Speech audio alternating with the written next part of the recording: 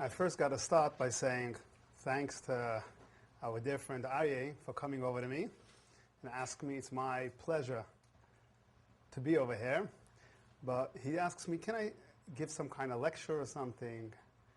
I'm looking at him. He's the lecturer. He's coming to me. It's like me coming to him and telling him, let's go. I want you to figure out where I can make a $500 million loan, and I need it in 24 hours. Could you teach me? It's like, I've never really given a lecture, even I've been asked a couple of times. So I decided I'm going to make a phone call to somebody and ask him. Because usually when other people give speeches, I'm like thinking there and I'm over there. So where do I start? So the person says, Moshe, just say, so about you, your history of who you are. But I said, you know something, once I start saying, I got to start saying the black spots too, and I might as well stick with what I know. Everything in business is really very simple if you have the ABCs of it. Anything anybody does, when they do it, if I look at Aryeh, I'm looking at certain things he's talking about, I'm thinking it's Chinese. Where does he get the stuff? How does he remember the stuff? But it's his forte, it's his business. And he does it like this. Every person could make money, not just money, real money. But the trick is to remember where it comes from. If you follow the rules of Torah, you don't have to be smart. Money is going to come. If you speak to anybody who knew me when I was a student, I'm embarrassed to say what my grade marks were. Forget about that. I was, like I said, when it comes to speeches, I was over there. When I was at school, I was even more other places. I decided I'm going to start giving you a little history of myself and then teach you how any Jew could make money and real money. And throw in a couple of things of how the Lubavitcher Rebbe looks at it and how the Torah says you should do it. But everything that happened with me, I'm thinking about how did I make my money?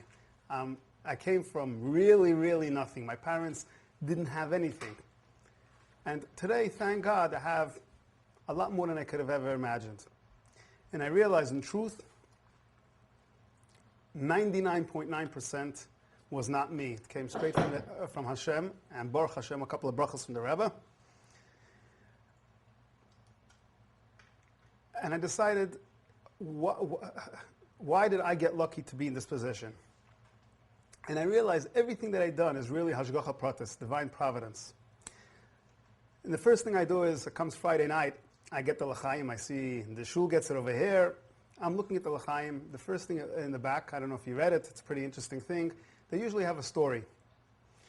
And I hardly see them say stories of any of the Lubavitcher Rebbe's. They usually have about this person, that person, very interesting stories. And it happens to be, this one happens to talk about the Rebbe Marash, one of the Rebbeim. And it talks about somebody who wants to do business and is coming to the Rebbe for a blessing. And it's very nice the way it basically, somebody comes for a bracha to the Rebbe and he doesn't get it as easy as he thought it's going to be. And then I'm reading the beginning of see what the Rebbe actually says. I usually start first with the story, and then I go to see, let's see what the Rebbe says about the Parsha of the week. And this Shabbos was, one of the Parshas was Mitzayra, so they're talking about a Kohen, which happens to be me. I'm a Kohen. And it says, we were the ones, the Kahanim were the ones to decide who has tsaras. Tsaras is how, English? Psoriasis. Leprosy. And if you have leprosy, you basically get put out of the area, and you're going into you're out of the communal area, and you're basically sort of excommunicated. It's the worst thing for somebody to say, you have tsaras, go outside. And I always was wondering, why would they give this job to a kohen? It's easy to learn, and the rabbis, the biggest rabbis in those days, I don't know if they were Kohanim, why couldn't they give it to the rabbis to decide? Is it not? And it actually this time it happens to answer me, very simple, because a Kohen is known to have an open heart, and he always likes to see somebody else be successful, do somebody a favor, etc., etc. So this thing, which is one of the worst things to tell a Jew out of the community, you have leprosy, the Kohen would think and try to wiggle his way out. Maybe it's not tsaras. And it doesn't matter how learned you are. A Kohen said, it's not tzaras, he stayed in the community. And because it comes from Hashem, it was never tzaras. If he decided it's not tzaras, and he always looked because it really bothered him.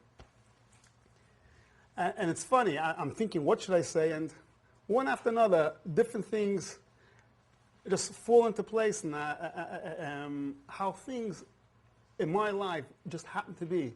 Like, I didn't know where I'm going to start saying. The first thing I see is a good story, which you don't never see. Then you have about a kohen. And you don't have to be smart to make money. You just have to remember, you go the Jewish way and act like a real Jew, which I'll soon tell you the real simple ways to do it, and it's almost guaranteed you're going to walk out not just a success, but a real big success.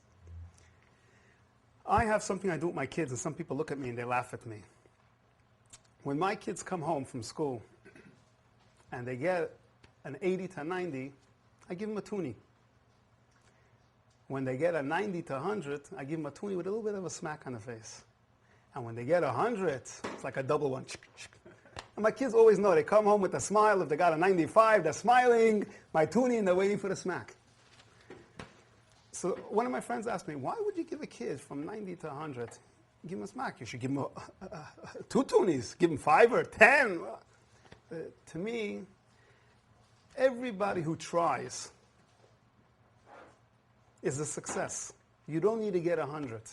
You don't even need to get a 90. But if you don't get between an 80 and 90, there's one or two problems. It's either the teacher or it's you. And 99% it's you. That if you would have really put that effort into that, the average person should be able to get an 80 to 90. And if we can't, then the parents, some kids, they need a little extra help. So that's up to the parents to decide, okay, you want your kid to get an 80 to 90, you got to put a little more effort because your kid is, for whatever reason, needs an extra tool, how to get to understanding this Gemara or this math question.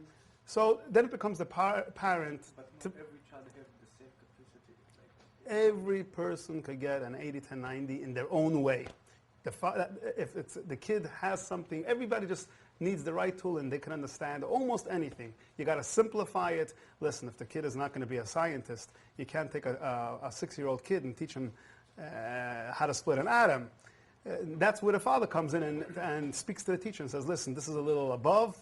I want you to teach him what an atom is. Don't teach him how to split an atom. Everybody could get an 80 to 90. And it reminds me of a joke that when a president becomes president in the United States, they always get a call from the university.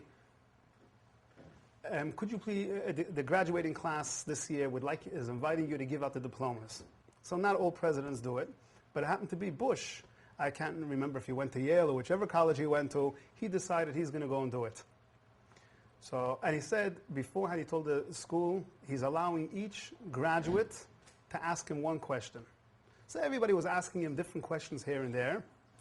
And one kid asks him, what was your average? So I can't remember for 3.0, whatever he said, but he basically said someplace in the high 80s. So he right away asks, could you imagine it? What would happen to you if you get 100? He said, one question. Bush right away, that's one question. So the next student, he smiled. He said, listen, I had a very good one for you. But you know, my friend really wants to know. I'm going to waive my question. Where do you think you'd be today if you really got 100? He said, vice president, like Sheeny, he was 100 student. You don't need to get hundreds. You don't need to get 99s, 95s. You just have to be extremely, extremely lucky, and you need to have Hashem on your side. If you have those two components, you're automatic a home run.